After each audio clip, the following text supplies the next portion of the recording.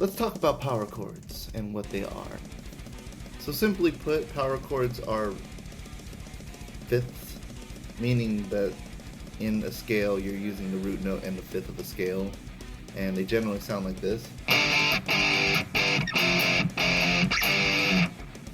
They're very useful, they're everywhere, and there's a few different ways to kind of create your power chords. Only reason I bring it up is because someone was saying that this was a power chord, which they are correct, but it is a fourth because the way that it is organized, your fifth would be this one, where you play 2 frets apart, 1 string, you space it out by 2 strings, so you pick the first note, walk up 2 frets, and then go over 1 more string. Preferably next to each other, because if you go one more, then you end up with an octave that sounds like this, instead of... But if you add that octave in, you end up with a doubled root note. But what they're talking about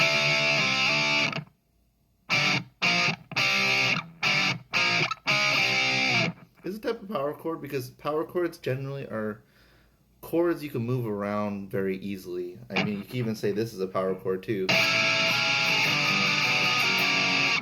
because it's super movable, or which would be like an inverted power chord. And depending on the spacing, you know, if you go 4, you end up with that, you know, distorted, you know. If you go 1 more, it just stops sounding like a chord, and then 1 more right below the root, and then you go. So power chords, you stick to a power chord. The other one is, I think, a perfect fourth, because you go down 1 instead of... That's just right below, and then your perfect fourth.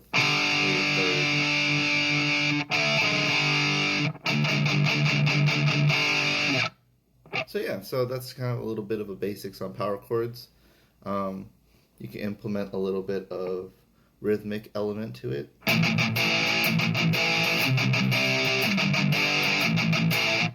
You could arrange the power chords with a progression in mind. So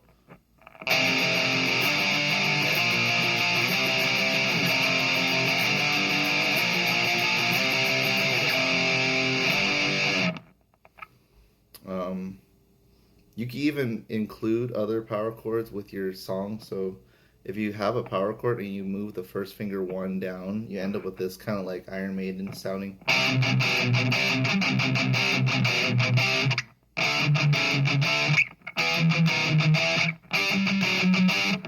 Or if you move the ring finger, or the second note that's above your root note, 1 space, you end up with something like this. That's pretty common in metal.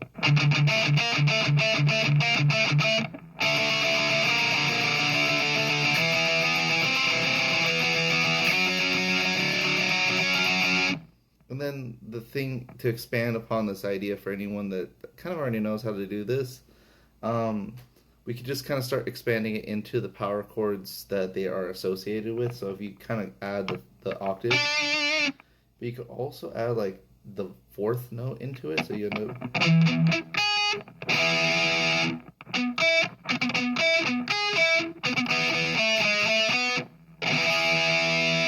And if you bring down that 4th, you know, string down 1, you end up with a minor chord. And you go down 1 more, you end up with suspended, which also sounds like this.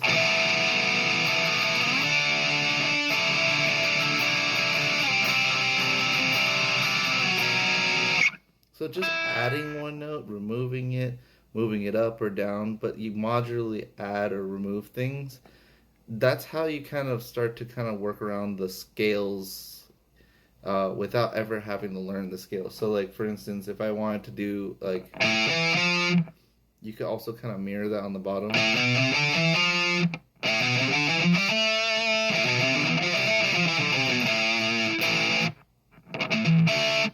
So it ends up on the octave. So those notes are 5, 7, 8, 5, 7, 8, 5, 7. So 5, 7, 8, 5, 7, 8, 5, 7.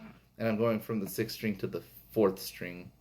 And everything's just, small steps. You pick a few strings, you decide on what your rhythm's going to be, and stick to a very simplified idea. Because sometimes when it comes to writing music, the last thing you want is like four different variations of like chord progressions and stuff. So there's no sense of like consistency with the song, which it's nice when you have a solo because you definitely want to just like whip out something different every 4 bars.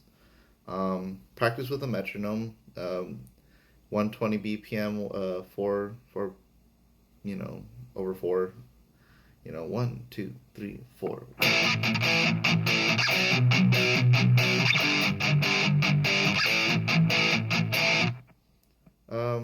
And then I guess to expand upon that, um, you could almost kind of like, okay, you know what chord you're gonna play, but you gotta understand that when you organize the chords and which order you want to play them in, they always fall within like a structure. So like if I was just to play, I kind of ended up playing just the root notes, but added a chord to it. And yeah, no, I mean it's simplified. So stick to 2 notes at a time. Do groupings of 3 if you're more advanced, 4, and if you really want to be crazy, start doing harmonies and stuff, which sound awesome. They just take a little bit of time once you kind of learn what the relative notes are to each other, because they all work together. It's just a matter of spacing and figuring out which ones are your sour notes and which ones are your flavorful notes that just kind of all blend together. Because if I play this, but then I play, you're off by one note that is diatonic, meaning it's within the tonic family of notes that sound good together where they don't clash. But yeah, hit me up for any type of questions. I'm more than happy to answer. I've been doing this for about 15 years on my own. I am self-taught. I had one lesson when I was in 8th grade. And then from there, it was just a lot of YouTube and a lot of, tabs, and having to kind of also do a little bit of research on how notes and chords are made, and, dive into it. I mean, it sounds crazy at first because there's just no relation to how each note works together. But when you start to kind of visualize the patterns, or you start to kind of have an idea what your muscles are, doing normally, and like what the shapes look like or what the chords look like, you'll eventually get there. So to November, we're going to just jam all night long. I'm gonna fix this lighting issue soon. I have it charging, but today I just don't. But I'm more than happy to answer any questions, or show a cover, or like you have a question about how something's played. Yeah, I mean I'll take the time out to try to do that. Right now I'm covering a few K-On songs, and for a Maid Cafe that's coming up, as well as Jingle Bell Rock for my company's Christmas party. So that's gonna be interesting. I don't really like that song that much, um, but please give me a follow if you're interested. I'm slow to write content.